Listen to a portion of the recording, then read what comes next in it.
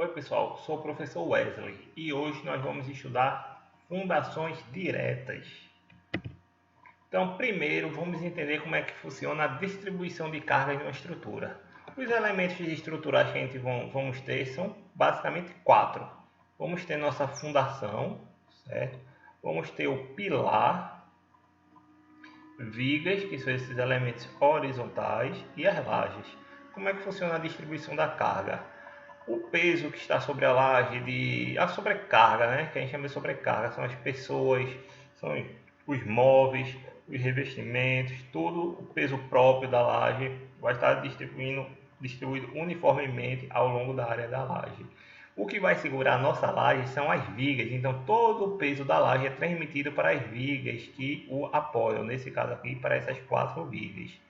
Então essas vigas, por sua vez, suportam o peso da laje e tudo que está sobre ela, mais o peso próprio da viga. E esse peso é transmitido para os pilares que estão apoiados. Então aqui, ó, se for uma estrutura simétrica, ela e simplesmente é apoiada, como aqui, biapoiada, ela vai jogar metade da carga para cá e metade para cá. Lembrando que outro tipo de viga não necessariamente vai ser meia-meia a distribuição.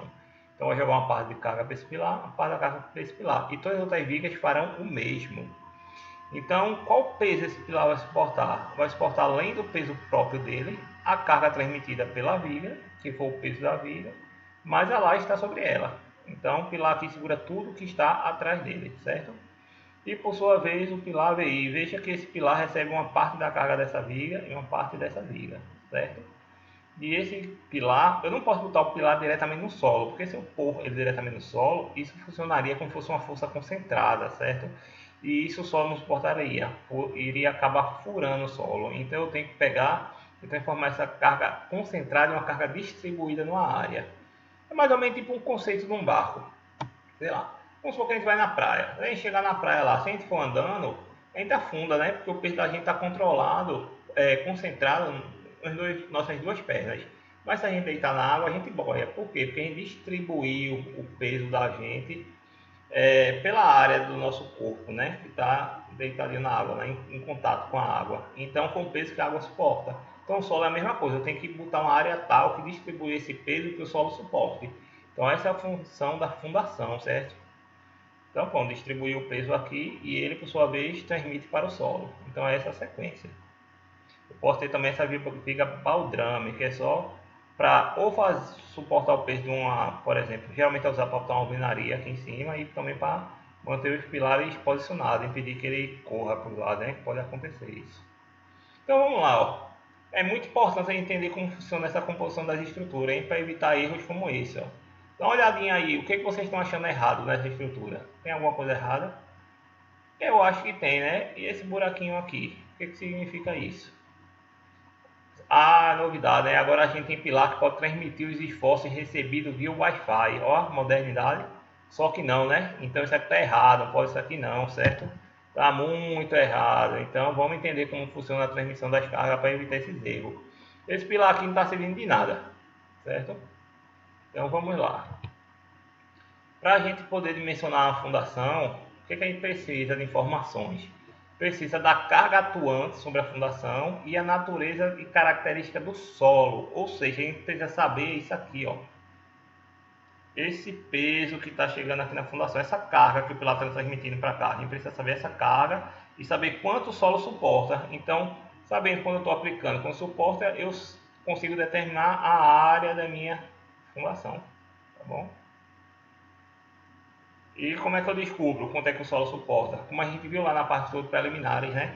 A gente descobre isso a partir de sondagem é percussão. Então isso vai dar resistência. Quantos quilos, toneladas ele suporta, tá bom? Com uma unidade diária. As fundações, elas podem ser de várias formas. Eu posso ter um radier, que é como se fosse uma laje no solo, certo? Então distribui a carga ao longo dessa área toda, tá bom? É bom quando o solo é uma construção simples e o solo é muito fraco, tipo praia, muitas vezes se usa ele, porém ele é caro, né, para fazer.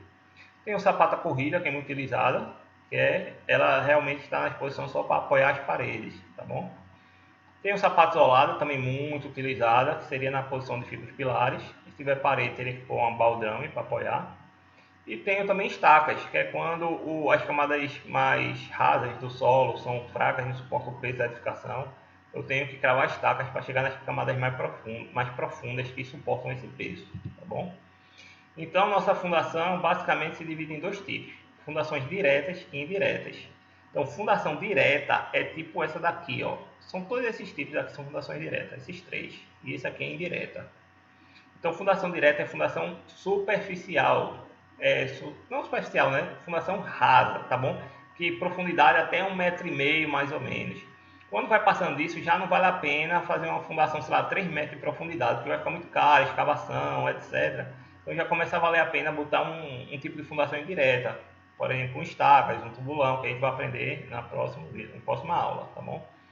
Então, existem dois tipos: ou é fundação direta, também conhecida como fundação rasas, ou fundação indireta, que são fundações profundas. Isso aqui pode ser 5, 10, 100 metros de profundidade. Okay? E cada uma tem subdivisões. Hoje nós vamos focar nas fundações diretas. Um tipo de fundação direta que a gente tem são as fundações contínuas. Tipo esse aqui, ó. Ela geralmente está para apoiar. Essa é a nossa sapata corrida, por exemplo, né? Pode ser de vários materiais, ó. Pode ser de pedra, como está aqui, ó, de pedra. Pode ser de tijolos. Pode ser de concreto, tá bom? A escolha disso aqui vai depender do custo-benefício, né? Eu vou avaliar o custo para fazer e as questões técnicas também, né? Depende do porte da edificação que eu estiver fazendo. Então ela vai ser contínua, ó. Essa seção dela vai seguir embaixo de todas as paredes, como está aqui, para apoiar a parede que vai seguir para a edificação, né? Ok?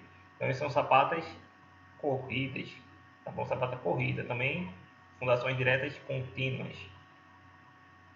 Então, como é que é feita ela? A gente faz uma escavação, mais ou menos nesse formatinho aqui, com a profundidade de em torno de 1 m. Não é bom fazer uma fundação com menos de 1 m, não. Por quê?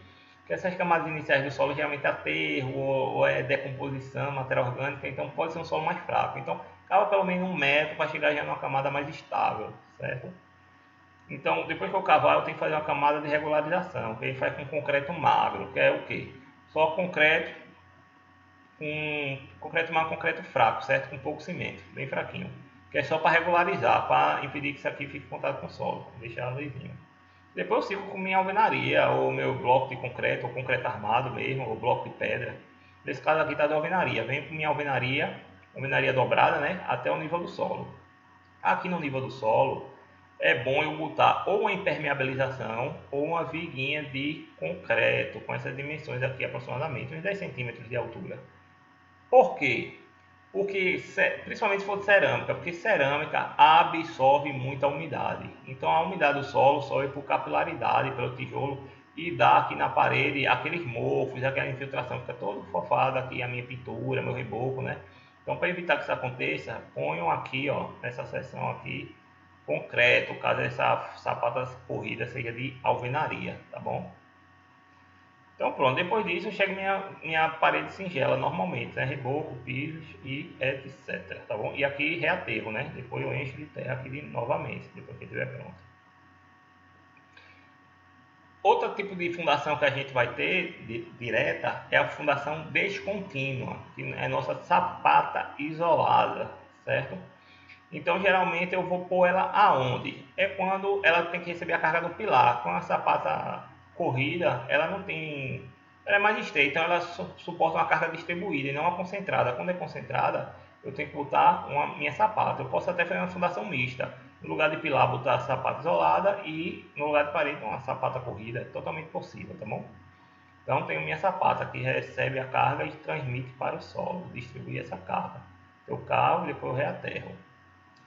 Entre as sapatas eu posso botar uma viga, que a gente chama isso aqui de baldrame ou cinta, tá bom? Aqui ela serve tanto para manter os pilares no lugar e impedir que ele deslize para um lado ou outro, como também serve para receber a alvenaria aqui em cima, certo?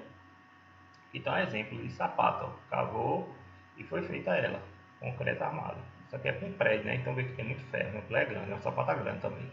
Deve ter uns 2 metros, eu acho, aqui por 1,5, alguma coisa assim. Aqui tem mais exemplo de execução, ó. Então aqui eu tenho, ó, o gabarito, né? E aqui tá as linhas, ó. marcando a posição das sapatas para escavar. Então aqui, cada um desses aqui, a gente já dá para ver que é uma sapata isolada desse tipo, certo? Sapata isolada, isolada. Esse espacinho aqui é para botar a viga baldrame, certo? Depois segue nossa construção. Então pronto, pessoal. Isso aí eu tentei sintetizar as partes mais importantes das fundações diretas, tá bom? Então qualquer dúvida é só entrar em contato que eu estou à disposição. Obrigado pela atenção e na próxima a gente vê as fundações indiretas, tá? Obrigado pela atenção e tchau!